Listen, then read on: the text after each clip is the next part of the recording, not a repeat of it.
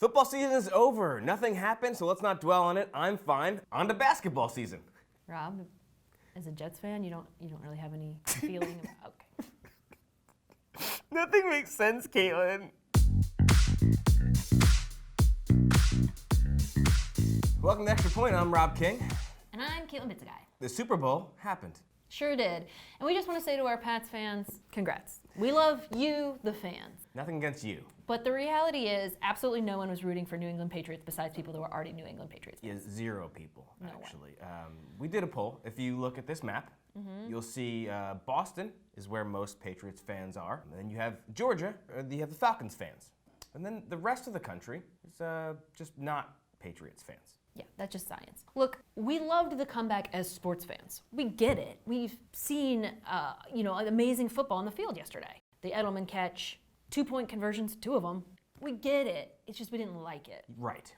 Very much against it. The one unifying thing that we did have as a country that will bring us together is laughing at other people's pain, specifically the Patriots fans that left the game early. It's very funny that both Mark Wahlberg and Donald Trump stopped watching the game in which they were rooting for the Patriots before the Patriots come back. That's funny. They missed the most historic comeback in Super Bowl history because they thought it was over. You idiots. And I mean, Donald Trump was watching from a party, I guess in D.C., that he threw in an airport convention center with Melania, and he left that party? I mean, just stay at the party, man. Mark Wahlberg, you're in an amazing booth somewhere. Like, what are you doing? You're in a comfy suite, and you left, and then what, you got to the Hyatt, and you found out they were coming back, and you just, watched it on a small television? Mark Wahlberg, that's sad. You could have shared in the joy on the field with them. They would let you on the field. You were in TED. Completely, you would have been on the field. Another weird thing in the Super Bowl this year were the commercials. Very serious. Yeah, they were mostly going for an inspirational tone, but we kind of missed the old, bizarre, zany Budweiser frog days. Appreciate the message. Good for them. But we want to laugh a little bit, huh? Some cool ones. Stranger Things is coming back. We're excited about that. Awesome. But then, at the end, they reveal that Stranger Things isn't coming out till Halloween. What? I can't wait that long. It's like a year from now. Don't show it to me and then be like, oh, just wait 12,000 years. That's what they did. Tooth is going to be 35 years old, okay? I'm not interested in the adventures of him being a corporate lawyer in Indiana. Boring.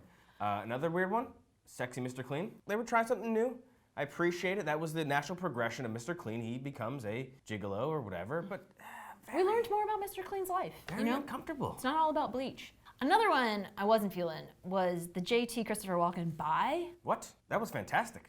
That's one of the best. Who doesn't love NSYNC? Well, I love NSYNC, but that's what I mean. You can't use art forms like bye bye bye for advertising. That's sacrilegious. I use bye bye bye for everything, so we disagree there. What I thought was stupid was the Yellowtail commercial. I loved it. What?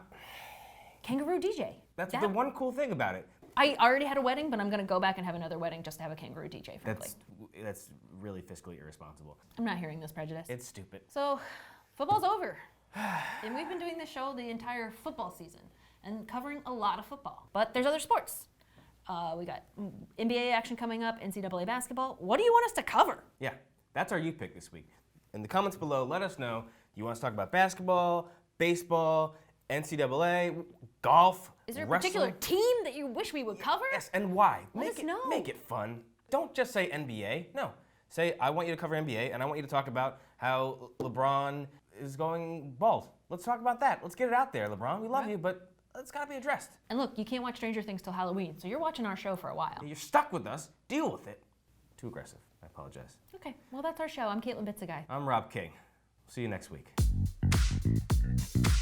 So last week we asked you what WWE wrestlers should we be rooting for, because we didn't know any current ones. A lot of you said Randy Orton. John Cena. There was definitely some good answers, the standard go-tos there. Yeah, we'll look into those guys. Yeah, but we also got Sada, who had a little shots fired here, said you should root for Santa Claus or the Tooth Fairy because they have a better chance of being real than WWE. Wow, it's a harsh take there, Sada. Yeah.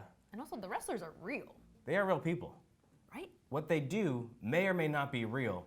Definitely fun, but, slow down, Sada, okay? Also, thanks for commenting. Yeah, we love appreciate you. Yeah.